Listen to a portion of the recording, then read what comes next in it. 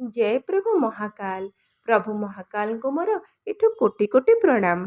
प्रभु आपणकर झियो मु जदि किछि भूल कर देथिबि क्षमा करदेबे।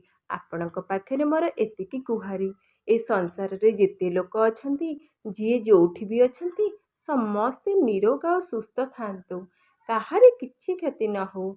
समस्तंकर मनस्कामना मनोवांछा प्रभु आपण पूर्ण करंतु। आपण आम मानक उपरे सदा सर्वदा आशीर्वाद और कृपा करुथांतु। आजिर दिनटी समस्तंकर मंगलमय हेउ।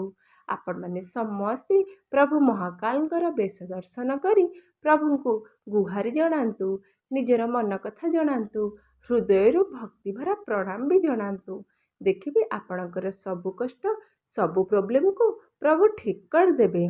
कथार अछि परा भक्ति डाकुथिले प्रभु आपणकर डाक सदा सर्वदा शुणुथिबे। जय प्रभु महाकाल।